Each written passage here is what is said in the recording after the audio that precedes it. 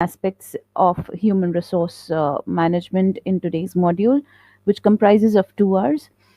So we will be covering introduction to human resource management and managing global human resource management, strategic human resource management as well.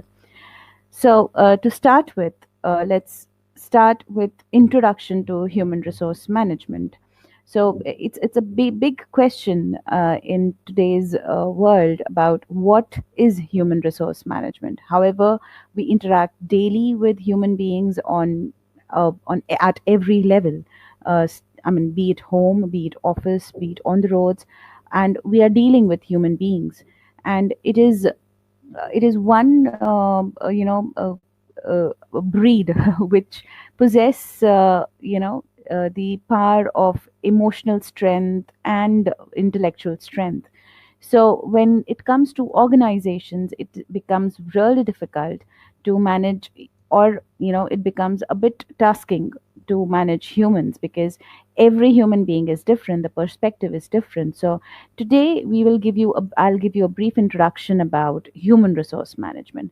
So to go back, why and I mean, with this following example, I'll try and express or explain it to you why human resource management is crucial, and why did this field of study became so important in any management, subject that you talk about. So, I mean, if you go through the slide, I've tried to depict few things. Like, we talk about telecom. So I remember when we were kids, we had landline phones at our place, and when I was maybe in my fourth standard, it was then that my dad applied for a BSNL landline, and we got a mobile. We got a landline then. So if you see the structure of the design of the landline phones also differed with its added features that came into it later on. So we initially had landlines which was kept at one place. Then we went up to a cordless phone, wherein you could take the phone around the house and talk to anybody and do your work as well. And then pagers came into existence. From pagers, we went up to dial phones or mobile phones, where we had keypads. And now we are talking about iPhones. So if you really think, the industry has changed dramatically because of the continuous innovation, the continuous product development that has happened in the past 10 years. And honestly, if you it's a research data that whatever technology we are using currently has been innovated or developed in the past 4 years. So it's a changing world, and everything is changing around us. So innovation comes becomes a very important factor, a very crucial factor in current industry, or in the current system. So, when we talk about innovation, who does the innovation? Innovation is basically done by humans. When we talk about our grandparents, the major work that they used to do when they used to work was it was laborious work. They used to work with their hands, even if, I mean, putting bringing one thing from one place and placing it somewhere else, or collaborating two different things. Or even somebody who was an accountant used to use pen and paper, or a big bahi khata was kept at our offices, and people used to write on that. But now things have changed. Now you and I, in the past 15 years, are not doing laborious work. Our major work is focused on thinking. We are being paid for thinking or coming up with new ideas. uh, if you talk about laborious work, yes, people used to go back and used to say that I want these many pieces ready by, in next 2 hours, and it was ready. But today, if somebody comes and tells us that I want a idea within an hour, it is impossible, because uh, ideas cannot be generated within any specific time frame. It is basically a state of mind. Uh, it again gives me I would again like to add on an example from the industry, which is a very famous example, that once Colgate went approx, had a very difficult time to increase its sales in the market. So everybody from in the organization was very upset about the fact that the sales is not increasing, and they entered India, and They wanted to increase the sales of their business. So they tried various marketing techniques, they adopted various other strategies to, improvise on the sales figure. However, there was one workman from their floor who went up to the management, and then he came up with a very brilliant idea. He said, and that time they used to use aluminum tubes for filling the toothpaste. And that time he went back and he said that it's very simple. You just increase the usage of the product, and automatically, when the usage increases, the demand increases. So everybody was surprised at how is it possible. So he said, just increase the size of the nozzle from which the product comes out, and with that minutest of increase in the size of the nozzle, there's actually they increase the sales figure. That was a very innovative thought process that came across from a small workman from the workshop. So innovation basically is something that humans can do. No other aspect. I mean, if you talk about machine, if you talk about money, if you talk about uh, anything pertaining to any business structure, your IT infrastructure, that cannot solely think. Thinking is a capability that humans are blessed with. So moving ahead, when we talk about any business, there are four major contributors: men, money, material, and machine. So as I said, out of these four major contributing factors, men is one of the most difficult aspect to be controlled, because every human being is different. The kind of thought process, the kind of belief system, the value system, everything differs. The emotional strength, every human being is unique, it's different. So that's the reason human resource management came into existence, because you cannot treat men as animals or men as machine. Men's are men's. So human beings need to be treated as human beings. So let's try and define human resource management, keeping in keeping into the examples that I've recently shared with you at back of a mind, and try and understand what HRM is. So I've tried to bifurcate this word into human resource management as three different words. So, by human, we mean the skilled workforce that is available in any organization. And resources refers to the limited availability of a resource. And because in today's context, when we talk about why human resources, or why humans, or why, any particular candidate is difficult to be identified, because the technology is changing. When we talk about IT, initially I remember people were behind, C, C++, COBOL, but with time the technology changed. Then came the phase of Linux or Java, Oracle. Today people are talking about big data, MongoDB, R, SAS. So things have constantly changed in the past 10 years, and it is very difficult for anybody to keep oneself abreast to the upcoming or the latest technology in the industry. So I mean, that's the reason humans, or you I mean, one find it difficult to identify the right candidate for a position, because even candidates, to identify candidates is very difficult in today's scenario because of the changing environment. Everything changes within a very short span of time. So that's the reason we say that human resources is also a scarce resources, because depending on the necessity or the demand of a particular skill set, you need to search that skill set, and at times you do not find it because you fall short of that skill set in the market. So that's the reason human resources is is also termed to be scarce, or it's the availability is limited.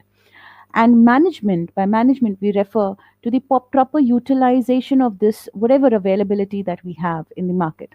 So management is the art of getting things done by other people in the organization, is what is defined in our books. And human resource management is exactly managing humans or the workforce in any organization to attain your business objectives. So if you go about by what other authors have said. According to Michael Armstrong, you see, in 2006, he mentioned that human resource management is defined as a strategic and coherent approach to the management of an organization's most valued assets, the people working there who individually and collectively contributes to the achievement of its objectives. So when we actually take this example, we can see that Michael Armstrong gave good emphasis on strategic and coherent approach, because it isn't that there is a standard or a standard way of managing any human resource. You have to have some strategy in place, and your strategies are going to be purely driven by the business objectives that the organization has. So, I mean, to make keep it simple, I mean, you can go through this definition once again later on. However, to keep it simple, let's stick to a very simple definition of human resource management, which is, it's a formal system devised for the management of people within an organization. So when you look at this pyramid is divided into three levels, which is operational HR, tactical HR, and strategic HR. And in major organizations, the HR is is uh, probably confined into operational HRs, because what is in operational HR? Operational HR takes care of time management, leave management, maternity leaves, your paternity leaves, your medical facilities, or your group insurance policies. All these things comes under operational HR. Or, I mean, here disciplinary actions has to be taken, that also looks into goes into operational HRs. So this comprises of a major chunk of your daily HR activity, which was again initially called as personal administration, and which is still prevalent. However, in Indian context, organizations are trying to move their HR from operational HR to tactical or strategic HR, which is of prime importance. And when we talk about tactical HR, the next level of HR was wherein compensation management came into picture, wherein your performance management systems, your competency mapping, assessment centers came into existence, and succession planning came into existence. And a more refined way of doing it went into the next level, which is of strategic HR, wherein succession planning was taken up to the next level, and your learning and development programs came into existence, that these are our core leadership candidates or employees in our organization, and we need to impart them these many trainings so that they can actually move up to the next level. So that is particularly HRM. When we talk about this all these three aspects actually comprises of in any organization. So what is the objective of a human resource management? The prime objective is, any human resource department of any organization should be goal oriented. What do we understand? Goal orientation means that every organization has a specific objective to be achieved. It has a specific goal to be achieved. The vision, the mission statement is your goals and objectives. And even for an HR, goal is derived from the vision and mission of the organization. So when we talk about hitting 500 crores, so how are you going to hit 500 crores in 2 years or 5 years down the line? So there is a strategy that has to be adopted, and human resource is a part of that strategy, wherein how many candidates to be pulled up from the market, what product are we talking about, what skill set is required, how many people are required, what is going to be the budget of hiring these many people. That is basically goal orientation. So second is enhancing and utilizing the skills and abilities of the workforce efficiently.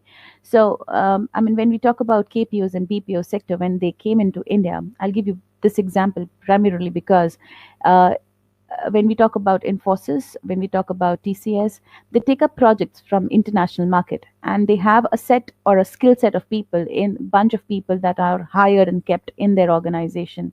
So many times you might have heard this term called bench. So many candidates are also kept in bench, so that whenever a project is taken from from abroad, so these people are actually ready. This is readily available with us to be and they can start working on that project from day one.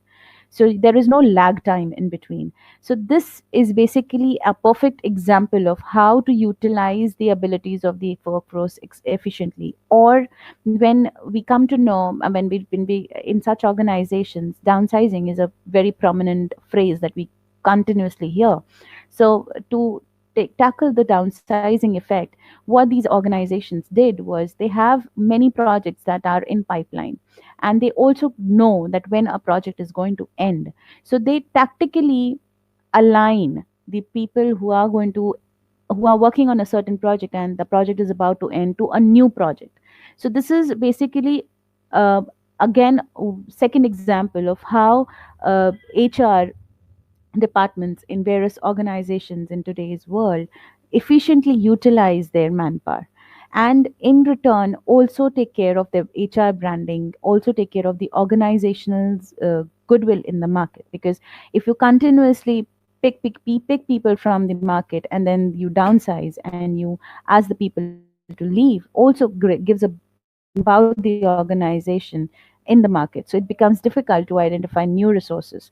So to manage all sorts of things, HR tries and utilizes their current resources in such a manner. Third is infusing trained and motivated first workforce in the organization.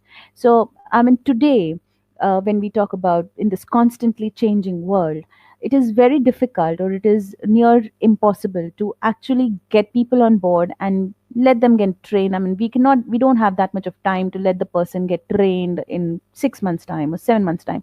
We maximum can give a person 1 to 3 months time, depending on the criticality or the technicality of a particular job role, to get adjusted to the project.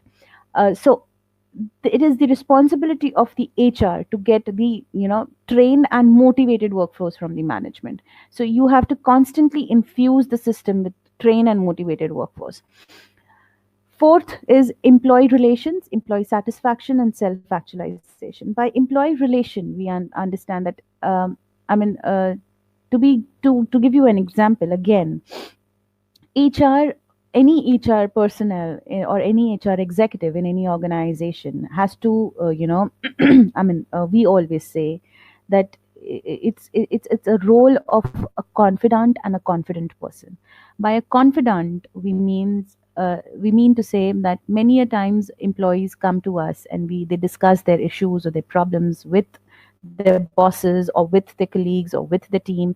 So at that point of time, an HR has to be a confidant. I mean, a confidant is a person who will not express or who would not go around and talk about an issue that has been shared with that person in the organization. The person keeps the information and shares only that particular piece of information which is to be shared, not the every bit. Because while discussing, and since I've always been harping upon the fact that humans are emotional, while expressing feelings, employees tend to share an emotional, through their emotional touch as well. And at times they might make certain statements which is not apt for to be discussed openly. So as an HR, I need to understand the emotional trauma or the emotional upheaval that the employee is going through, and take the information, deduce it, and use information which is required to be used, not the entire thing. And also a confident person, because as an HR, I'm also supposed to go back and talk to the employee if the employee is wrong and in some way. And this particular tactical way or tactful way of managing employees is called employee relationship.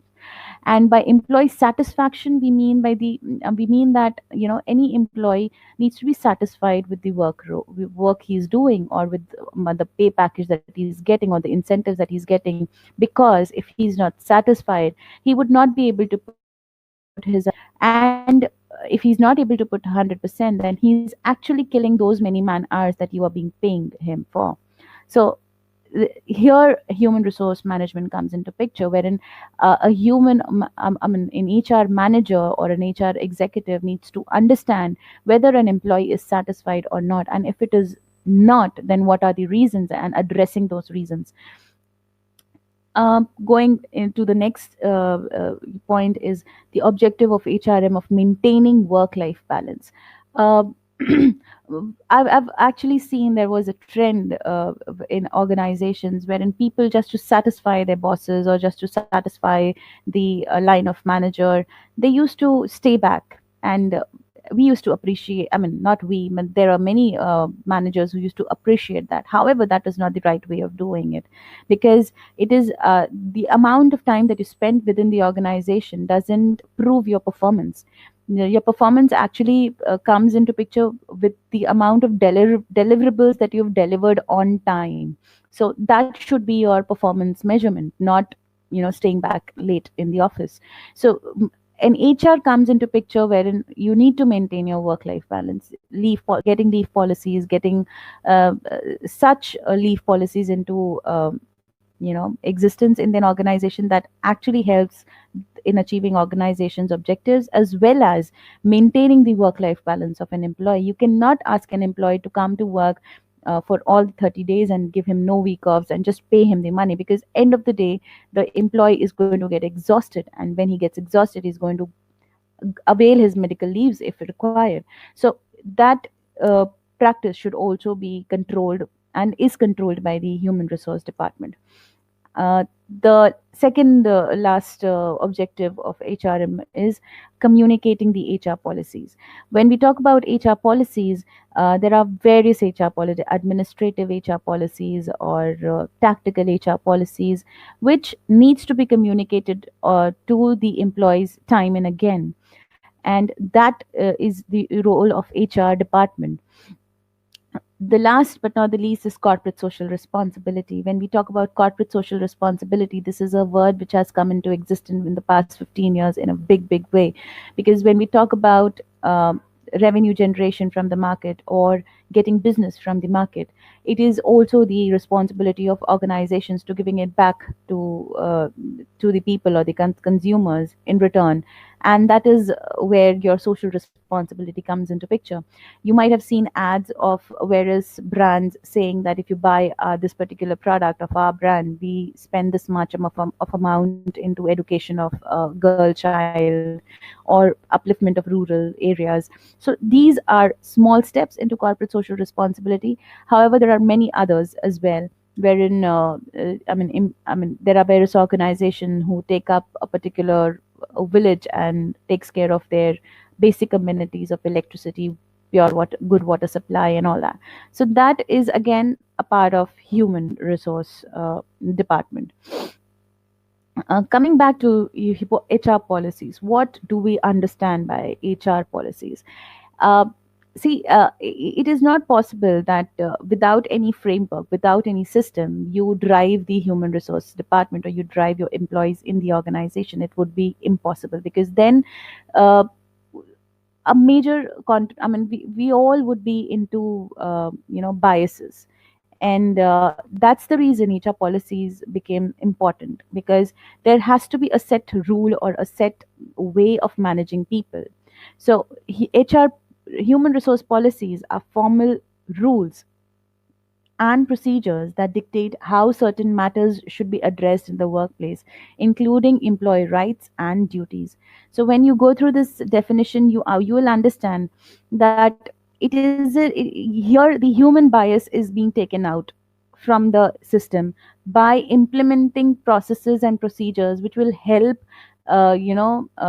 making a better workplace, and and this would also help in taking care of day to day problems or issues, or any because humans, when we interact, not all of us are compatible with each other. We have friends and we have people with whom we are not comfortable with. So in organizations also we have a mix of people. So there are people who can gel really well, and there are people who cannot. So taking care of all sorts of differences in working style, in understanding uh, the HR policies becomes very important. So for me, probably coming 10 minutes late might not be an issue, but for my boss it might be an issue. And to take care of that, a proper time management or timekeeping system is in place, wherein a person has to log in at 9:30 means he has to log in as 9:30, and there is a grace period of 5 minutes. Okay, agreed. There's a grace period, so the manager is also consoled that okay, there is a grace period given by the HR itself, so I cannot do much about it. But yes, if the employee comes regularly late by 10-15 minutes, I can go back to the HR and tell that you have to speak to this particular candidate or particular employee from my team. So that is basically where your HR policies comes into picture, because it helps in minimizing conflicts between various departments or amongst employees, or amongst manager and an employee relationship is maintained. So I hope this clarifies HR policy. The next is the importance of HR policy. It addresses specific workplace issues. As I mentioned, your leave policy is important to take care of leave, because if it wasn't there, then it would be abruptly taken by anybody, and that is not the ideal way to take care. To take leaves, because it is quite. Business need is of prime importance, and if there is a business need, we need people to manage that particular aspect. So if there would have been no leave policy, people would have taken leave anytime or whenever they wanted to, or there might be people who would have taken more than assigned leaves, or people who would have been coming into work and on a daily basis and not taking leaves. So to take care of such workplace issues, HR policy becomes of prime importance. It helps in communication and building understanding between managers and their subordinates. I've just given you an example about that. The next is it gives employees access to valuable resources that help foster their professional growth. Because nowadays HR has also started doing getting into learning and development, and developing a particular department called learning and development, wherein employees get trained on various aspects like soft skills, behavioral skills, functional skills. So the HR policies help, because there is a certain number of hours that every employee need to spend in taking up certain HR related or training pertaining to their job role. So this becomes a very valuable resource. And second, there are even organization who I mean, they sponsor candidates for specific programs, so that they can upskill themselves. The employees can upskill themselves, which would in return help the organization. So such policies help an employee to access resources which he wouldn't have in a normal situation.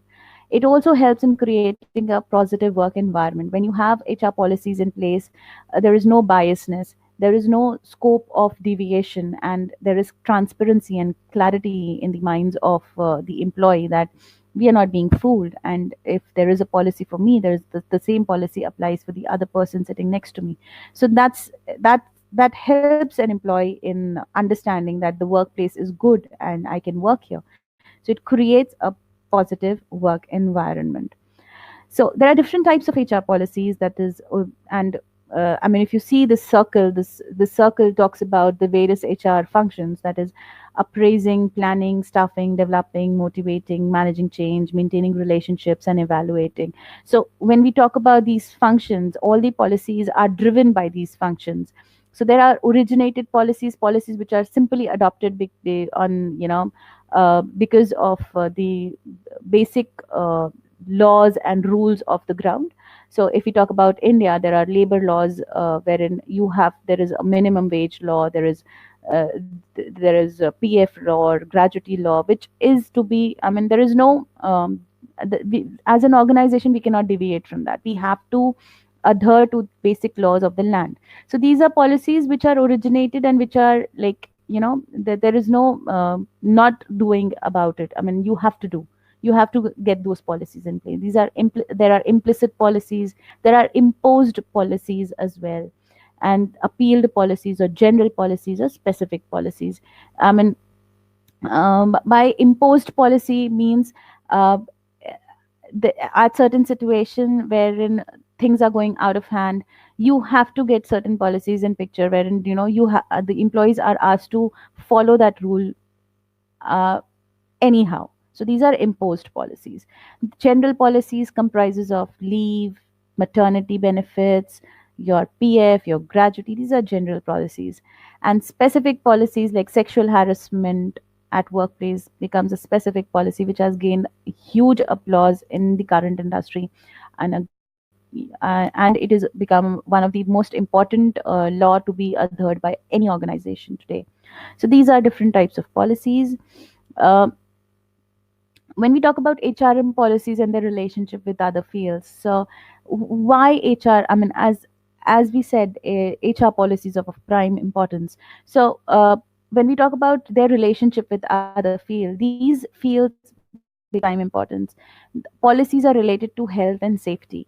When we talk about health and safety in manufacturing units, there is a policy of doing drills, fire drills, and earthquake drills, so that every employee knows that in case of any natural calamity or in case of any mishappening that can happen anytime, and uh, what one needs to follow. So that becomes a policy. So when that is that these policies are driven by an objective of health and safety. There are organizations who have a policy of conducting health checkups for all the employees in 3 years time or 5 years time. Every fifth year there has to be a health checkup. That is again related to health and safety because prime importance. Employee welfare, there are organizations who conduct various town halls, or they invite families of certain activities. So this is basically employee welfare. I mean, even employee welfare, your group insurance policy or an accidental policy is also a part of employee welfare. Social security measures or grievance redressal. If you talk about grievance redressal, sexual harassment policy, which is a very strong policy in place in today's world, that comes under grievance redressal. So uh, the, every policy that an HR adopts has some relationship with all these aspects mentioned here, or all these fields mentioned here. Trade unions and employee association. When we talk, excuse me, uh, when we talk about trade unions and all. One second, please.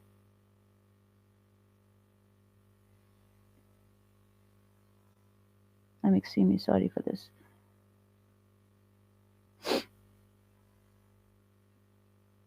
Yeah.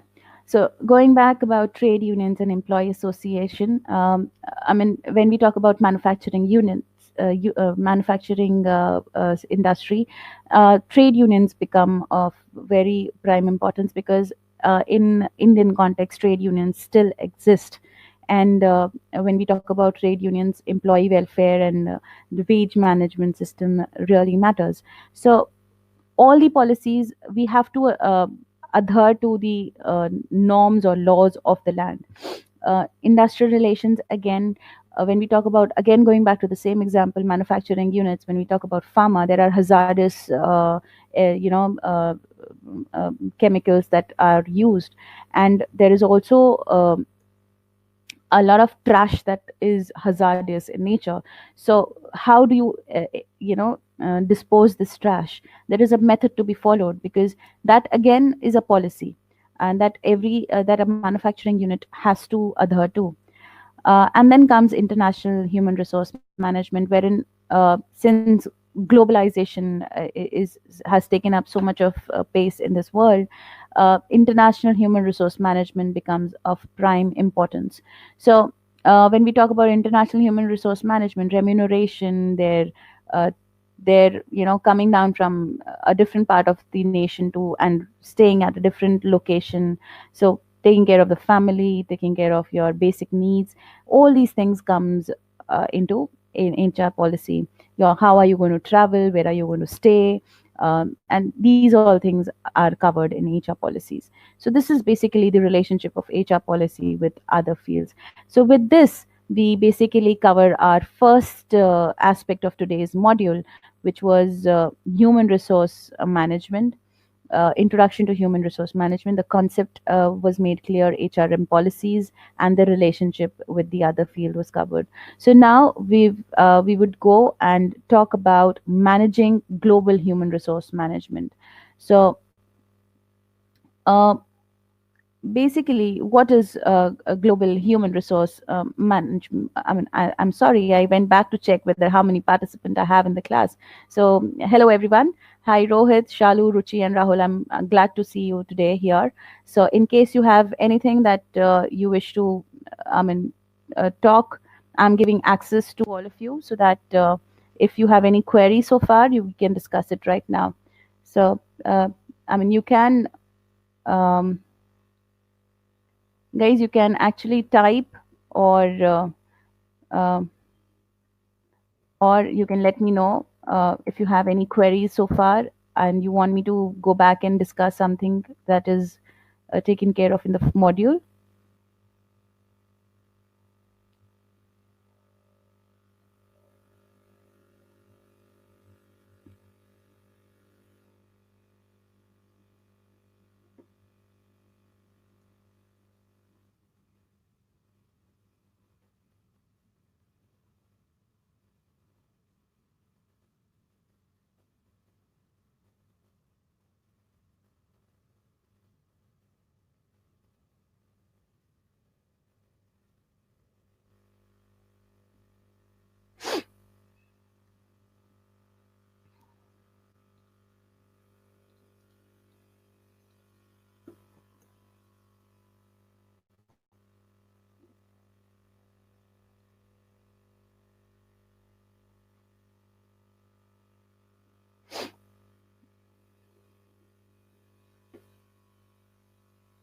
Okay, since no one has any queries, so we'll go up to our next aspect, that is managing global human resource management. So under this topic we are going to discuss about global human resource management. What is it all about? How do you implement a global HR system? How is staffing taken care in global organizations, specifically MNCs, and the basic challenges that an HR face in managing the expatriates. So if you see here, I've taken few examples from the industry. That is, if you go through the logos, it is Price Waterhouse Cooper, the first one, Royal Bank of Scotland, McDonald's, Google, Zara. So these are basically organizations from various sectors. When we talk about Google, um, Google takes, if just to take an example, is a global organization. It's an MNC. Whenever it hires any employee or from any location, it takes only the creamy layer, and the work culture, the way they manage their employees is very different from how Royal Bank of Scotland manages or how McDonald's manages its employee. So when I mean, this is what is being a global organization, because you innovate and you even take care of the employees in a very different way from the normal organizations. When we talk about McDonald's, again, they have a different set of menu in different nations. When we talk about McDonald's in India, it has a veg menu, whereas wherein we go to the same McDonald in UK or US, they do not have a veg menu. Or when you go to Japan, they might probably have a sushi menu, which is unique to the demography where they are existing, based on the market, based on the various factors or personal likes and dislikes of the customers. Global human resource management is also basically taking care of various employees coming from different nations or different countries and working for you, and taking care of their, you know, I mean, giving them a work environment wherein they can adjust into a work environment because they come from a different culture or come from a different background. So, again, going ahead, what is global human resource management? Global human resource management treats the entire world as one large country and carries out activities to use its human resource effectively. So, global human resource management includes activities like HR strategies, staffing, performance evaluation, management development, compensation, labor relationships, etc. So, I mean, when we talk about GHRM, I mean, cut it short, like Global Human Resource Management to GHRM. When we talk about GHRM, labor relations, probably here in India, we have n number of rules pertaining to labor safety or labor wage or labor health and safety. However, when you go to US, they might have a different policy or a different way that they tackle their labor force. So when you get a person from US to work in India, you have to give the same level of comfort so that he feels safe in current working environment. Similarly, when we talk about compensation, in India, there is a trend of a 30-day pay cycle or a 28-day pay cycle or 22 days pay cycle, depending on the organization to organization. So, however, when you go to UK, they have a 7-day pay cycle or a 15-day pay cycle wherein you need to pay a particular your employee wage on every 15th day. So this is the difference, and when you get people from different countries, you need to cope with the different culture or the different way that they work there, and taking care of them.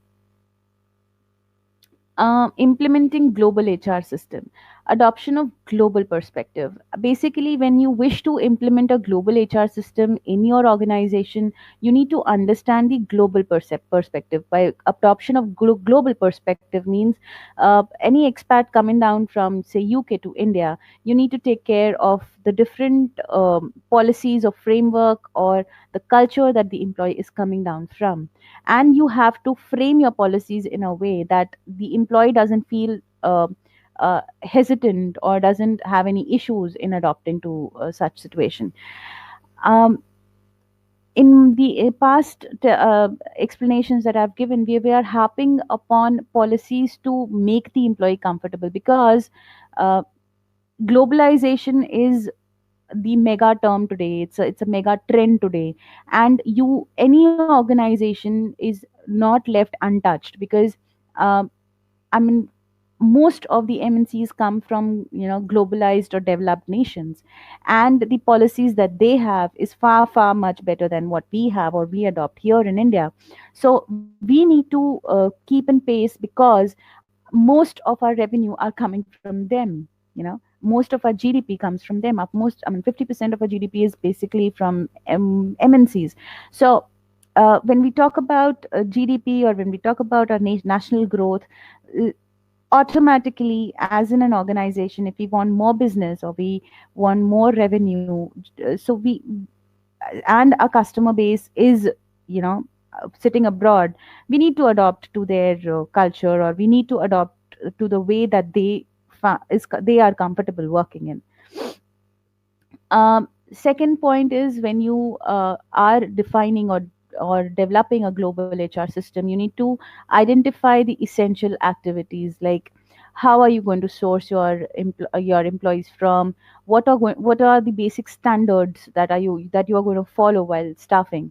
So this is these perspective has to be kept in mind. Getting matching talent. Basically, when we talk about UK, US, uh, I mean, they have set of standard processes in place. When they talk about a maintenance manager on the workflow, that maintenance manager has to have certain qualifications. So when the organization has set up a manufacturing unit in here in India, we need to take care of same getting the same resources as per the organization's need, or as per the standard processes or standard competencies or skills required by that particular position has been set. Construct a career graph. I mean, in India, majorly, we would agree that there are many Lala companies wherein they do not they do not bother about the career development of any employee. However, when we want to make our organization a global organization, we need to take care of the career graph of every employee, because employee becomes a very crucial or a contributing factor in an organization's growth. So, when you look up at any MNC or any global organization, you'll find that they have defined the career graph very crisply, or it is very transparent and very clear. So a career graph is of prime importance to any employee. Like if I join any organization, I need to know how am I going to be assessed or promoted, or how is it that my performance is going to be managed or tracked. So all these things becomes a crucial factor. Identifying leadership talent. When we talk about going global, it is very important to identify those key resources which are going to help us move up to the next level, and train them and assess them and take care of their strengths, and understand where is the skill gap, and giving them the trainings and identifying such people, so that your next 5 years pipeline of good managers is in place. So you can, rather than taking people from outside, you actually empower your own employees and push them to the next level. So the next one is regular recruitment. Being a global organization, you would have that sort of need of upcoming motivated and educated talent with the right skill set from the industry. So you need to continuously have regular recruitments happening. You need to even do internal job postings, because many a times you might have identified in your career that there might be employees who wish to do certain get into certain profession.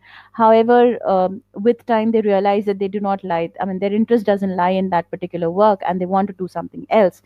So internal job postings plays a very important role, because then if there is certain thing that is of interest to me which is available in my organization, I might not look out for a change outside. I'll try to move on into the same organization, into a different role, into a different department, based on my interests. Engaging and retaining talent is again a very important factor for any HR department who is working in any global organization, because today we cannot afford to lose out, or we cannot attrition becomes a prime a critical factor to be taken care of by any HR. So we cannot afford to lose out candidates quickly, because there is a lot of time and effort that goes behind getting the right talent. And then uh, once the talent is in place, you actually spend time or give that many man hours for the talent to get adjusted to the organization's philosophy. And once he's ready to perform, you cannot afford that that employee decides to move out, because then again you are, if it took 3 months, you are again 3 months back, and you'll again spend for the 3 months, which is a 6 months loss for you. So you cannot go through that sort of phase. So that's the reason engaging and retaining talent becomes of prime importance. How is staffing taken care of in a global organization? There are three ways in which staffing happens, which is ethnocentric, wherein all key management positions are filled by parent company nationals. So basically, uh, if we see, like if we talk about any banks, like Royal Bank of Scotland, so when we talk about key positions here in India, if they are opening an organize operations in India, the key positions are basically managed by their own nationals from their countries. If they come from UK, the major leadership roles here in India would be filled by UK employees or expats, basically. So that is an ethnocentric approach of any organization, that keep filling the key positions of an organization by the parent company nationals. Second is polycentric, wherein the host country nationals manage the subsidiaries. Parent company nationals have key positions at the headquarters. So basically, there is a divide wherein it's a mix of the leadership roles has a mix of people coming from the parent company's location, and the host country location as well. However, the divide is very clearly defined here, wherein the subsidiaries are going to be managed by the host country, whereas the headquarter key positions are going to be managed by the parent company locations. Geocentric location is the third one, wherein seek best people for key jobs regardless of nationality. Wherein it doesn't matter for me if the parent company is from UK. If you get a good CEO from the host country, please get the person on board. So here, regardless of the nationality, the key jobs are filled by the best possible resources from the market. So these are the three basic strategies of staffing which is adopted in a global organization. Next is managing expatriates. So, who are expatriates? An expatriate is an individual living in a country other than their country of citizenship, often temporarily for work reasons. Now, basically, in India, there was a word which we used to, talk about is brain drain.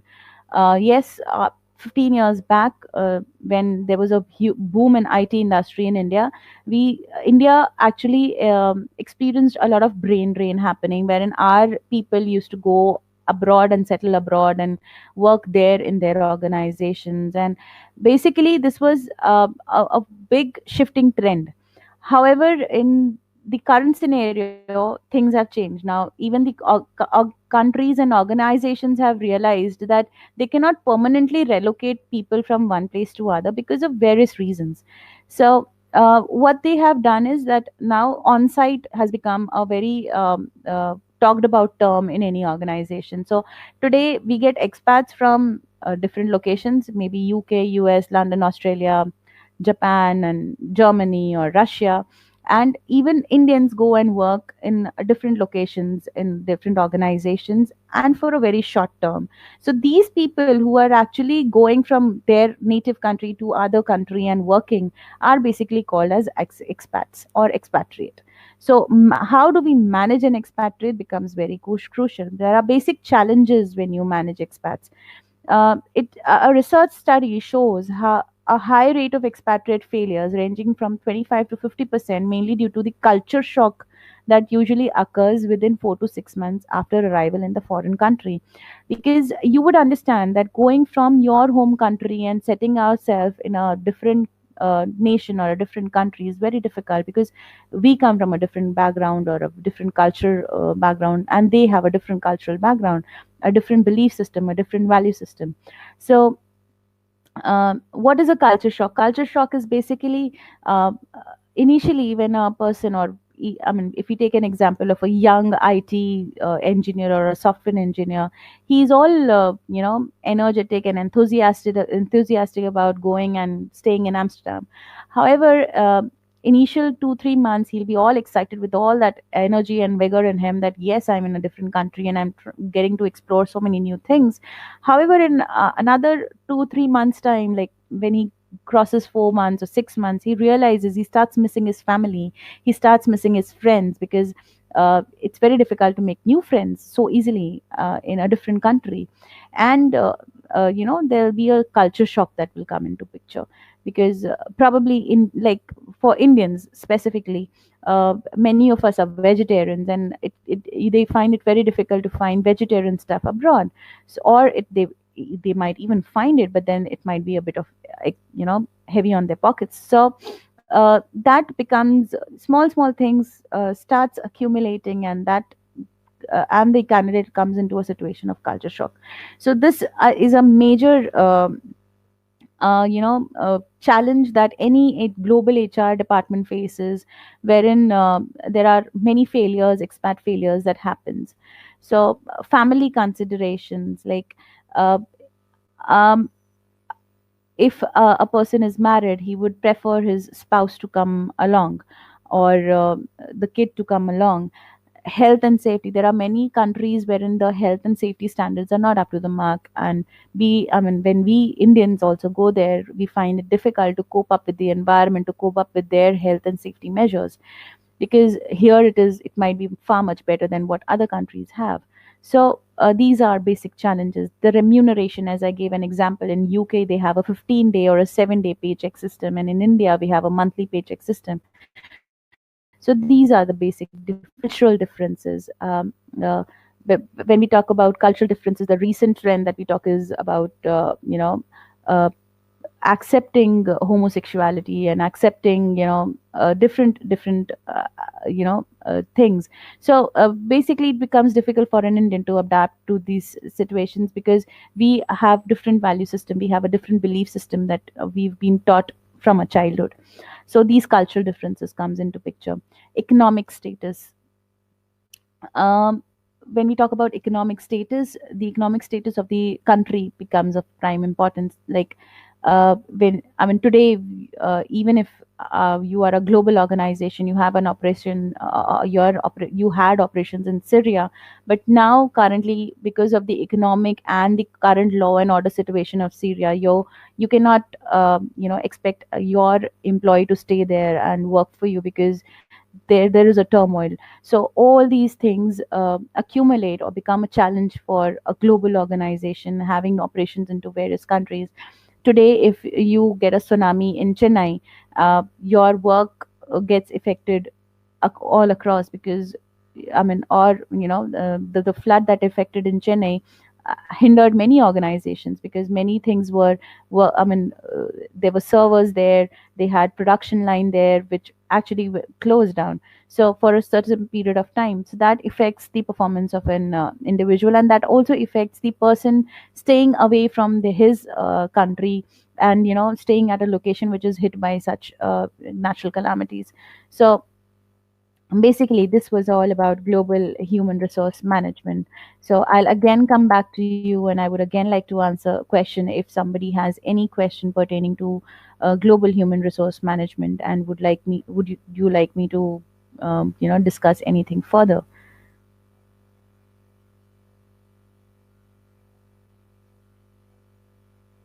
If not, then we'll go on to the next uh, topic of today's session, which is strategic human resource development.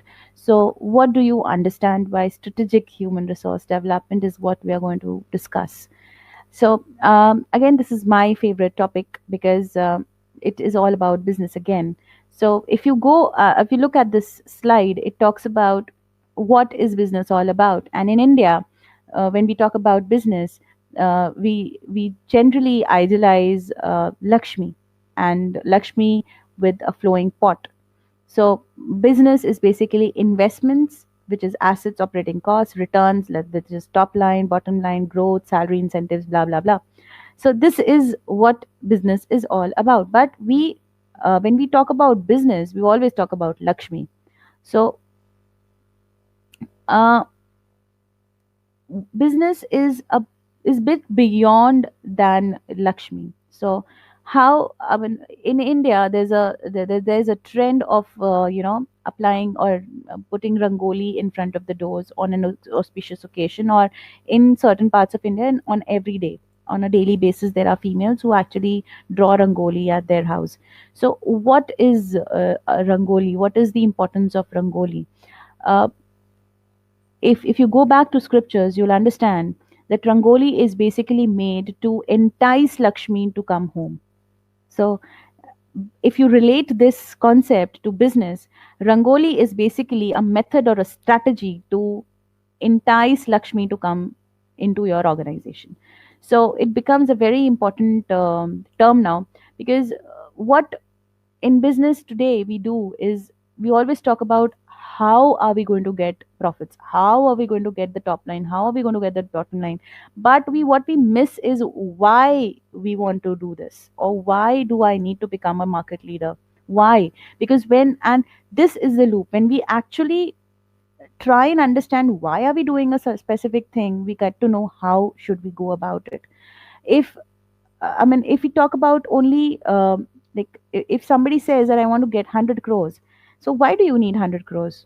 Because and then the person says that I want 100 big crores because I want to buy a Ferrari, or I want to have a big mansion, and so that becomes one purpose. So when you have the purpose, again, you will be easily diverted towards how. So when we relate it to strategic human resource management, when somebody or when a CEO or a CFO comes and tells me that I need 100 sales force in this particular product market, so uh, my question is why.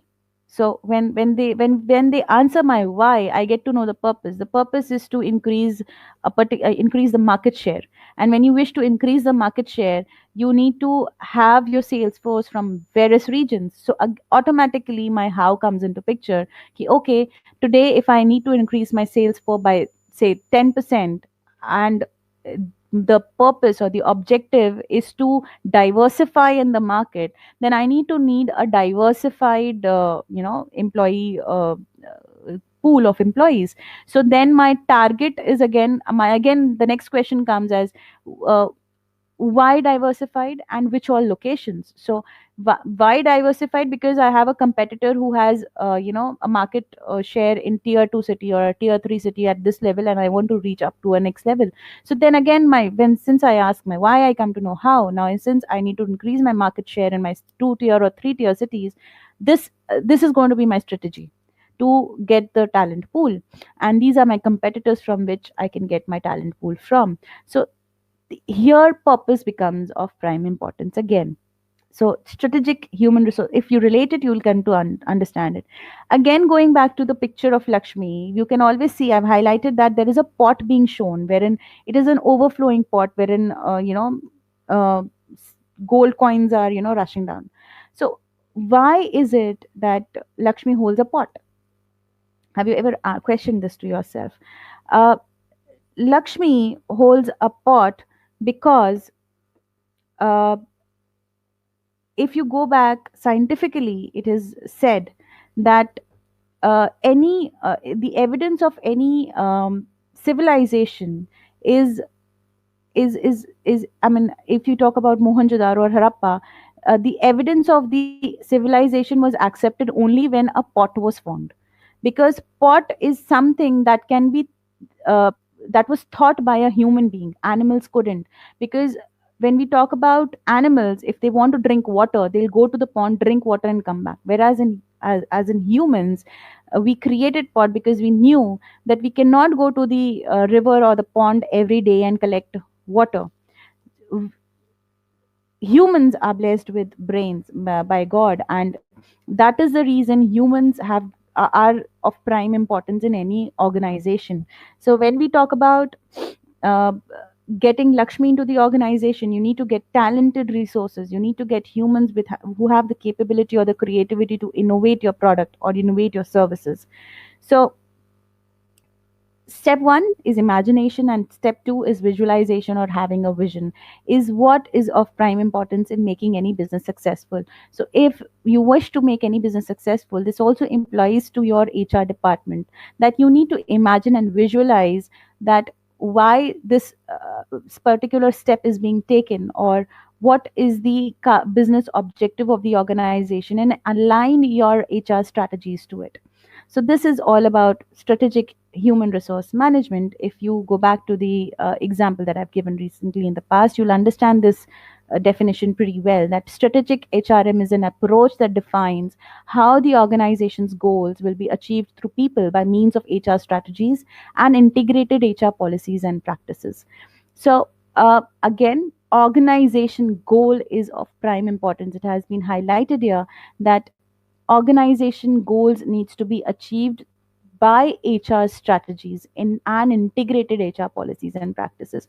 You cannot have HR policies and practices which are not aligned to your business goals, because then you're going to actually divert the attention of your employees to a different objective, whereas your organization objective is different.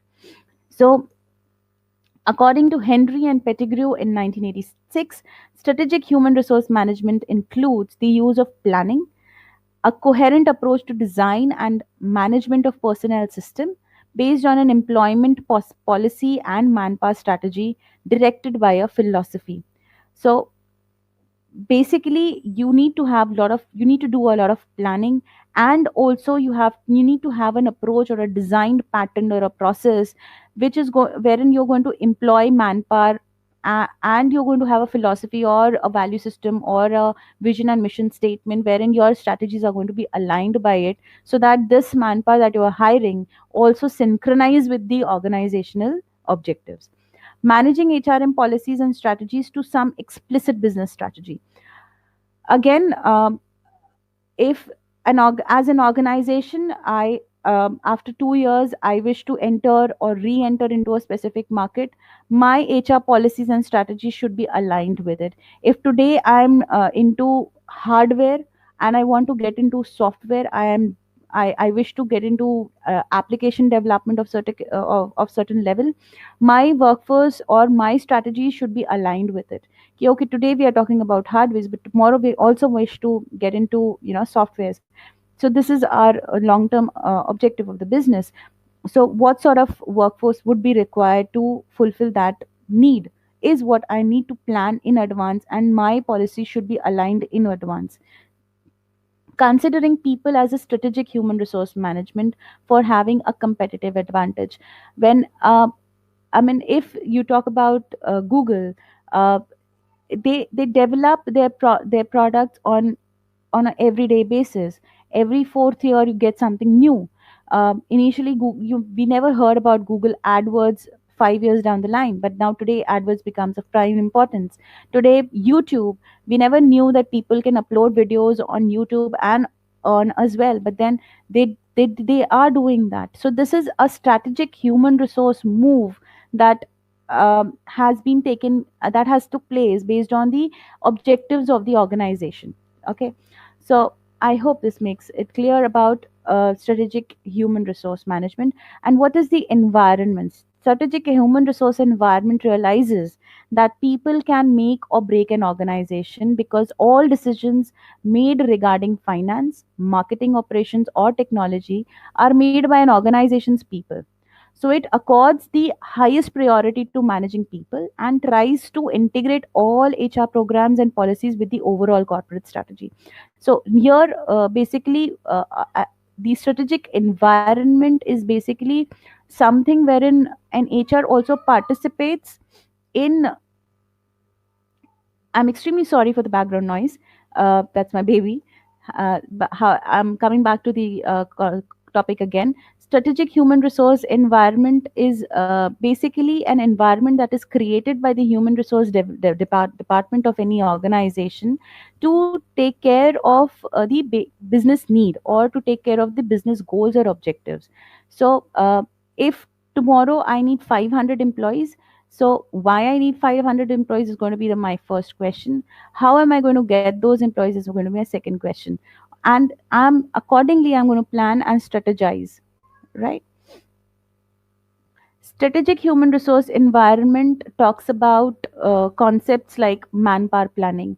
So, I mean, I remember when I was working in a transport organization, manpower planning played a very crucial role because, again, transportation is all about, m- you know, how you manage your time. Time is of prime importance because the vehicle is on the transit. How many people are going to be used to manage that, product which is in the transit and the transportation uh, vehicle that is in the transit. So there we used to actually whenever we used to open a new branch in any location, that we used to become of prime importance because that whenever we open a new branch is going to hit our margins. So manpower planning becomes crucial. So this is again a part of strategic human resource environment. Return on investment. If you are actually having an HR budget of say X crores, so what is the return on investment? How much revenue do you expect that this infused when you infuse new manpower or new team into picture, what is it that you're going to gain? What is the organization going to gain in return? Budgeting, HR forecasting, this all comes into strategic HRM. HR cost, learning and development cost, attrition analysis, these are few you know reports that an HR department runs in order to get the clear picture of how I mean at what state is the human resource department in. And it is human resource the department is not a revenue generating department, right? It is always considered a cost centric department. However, we can contribute in revenue generation by adopting to policies or strategies wherein there is going to be minimum loss of man hours or maximum utilization of resources, so that in a certain amount of cost you are able to achieve whatever you want to. So it is not directly related to generation of revenue, but yes, we can always strategize or plan our policies accordingly so that our revenues or are not hit, and we do not always become a cost centric department. Organization HR and as distinctive competitive advantage.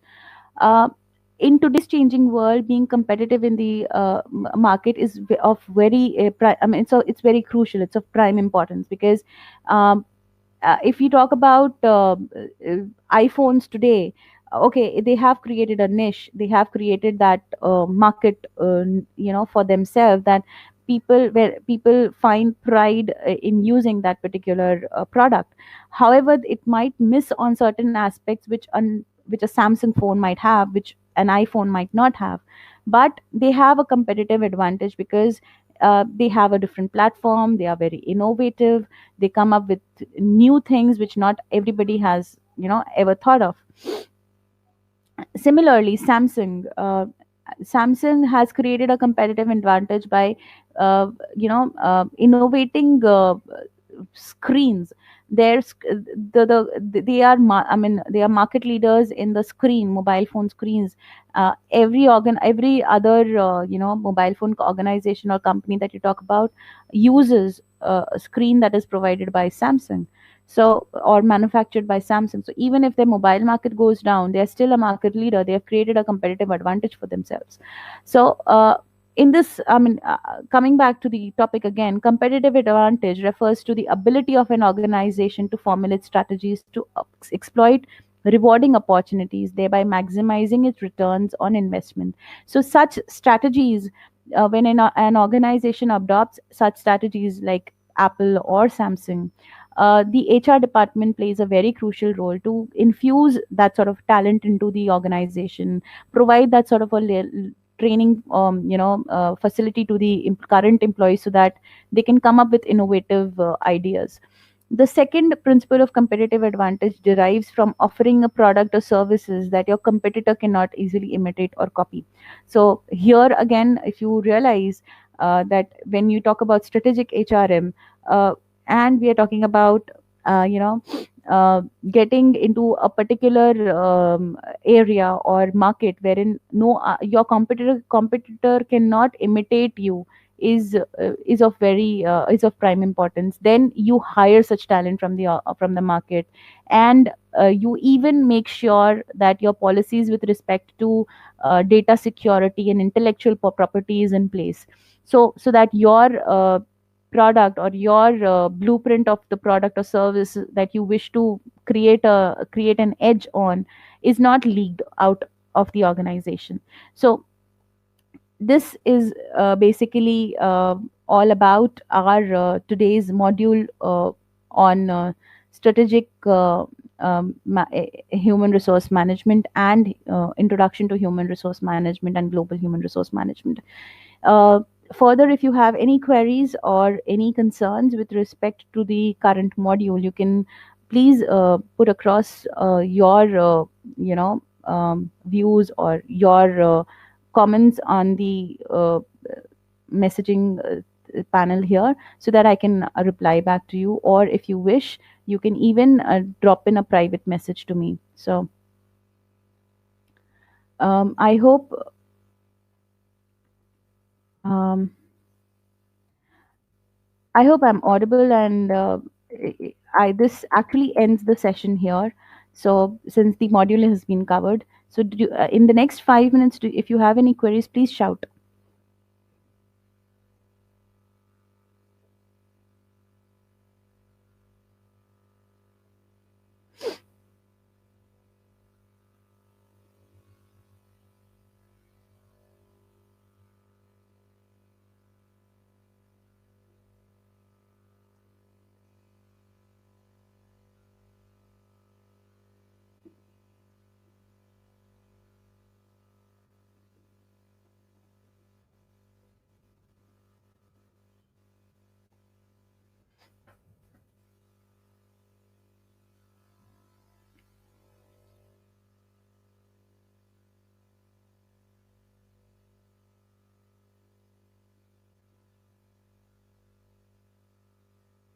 Okay, then it was nice interacting with you people. However, we couldn't interact much because being on a virtual platform, this becomes really difficult. So I hope to meet you soon. And in case you have any query, you we can. I mean, always. Oh, thank you, Rohit. Thanks for mentioning. It was a nice session. Thank you so much, and keep in touch. Uh, and probably meet you soon in the next session for of HRM. Thank you so much, everyone. Have a great day and have a happy new year too.